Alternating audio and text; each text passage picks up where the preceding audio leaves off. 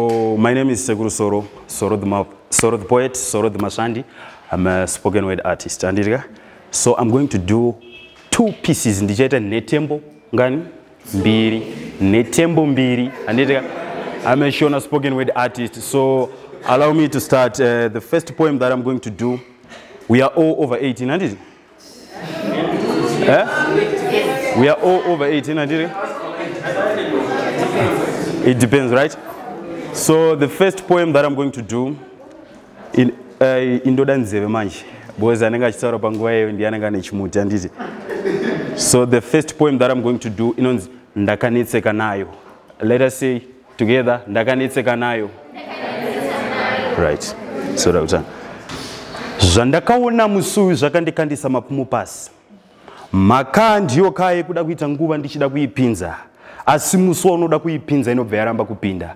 Zuva iri ndakanetsekana nayo. Kupinda yakaramba kupinda kuti pinda ingapinde aina kuita sokudaro. Musuyu ndainge ndatoikoniwa. Deno burira iva hombe zvimwe yakaita nyore kuipinza asi burira iva doko saka yakaita nyore kuipotsa. Zuva iri ndakanetsekana nayo.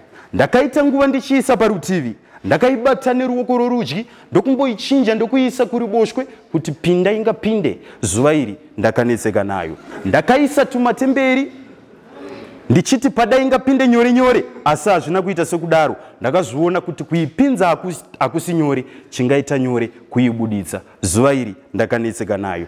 Deno pasina mukoma tonde vakazoisa shinda patsono zvedu musuyu ndaenda kuchikoro chikabanga chakadauka. Zuva iri ndakanetsekana nayo. So that was my first piece, right? So right,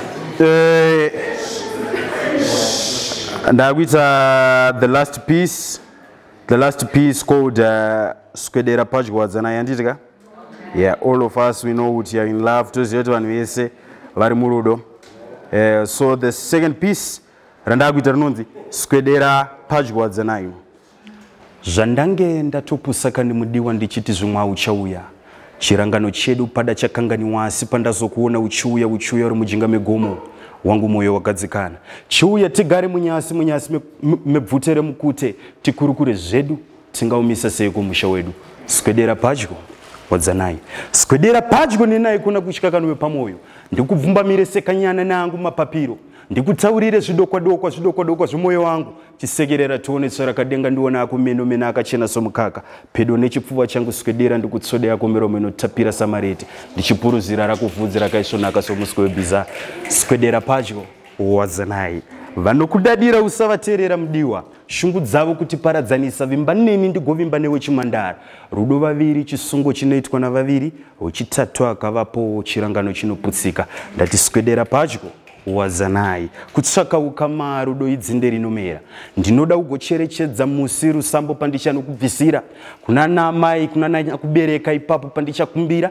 Ndakati gwada nemabvi maviri. Ndakauna semukwasha panatizvara.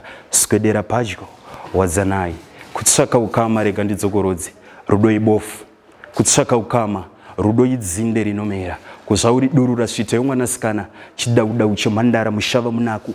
Muskiro ndakaringa mezi yomunwe dzvetera matadza chidoko uri mushongo wamavende. Skwedera Pajwadzana. Soro the poet akadhi mashandikongonya. Soro sikana ino.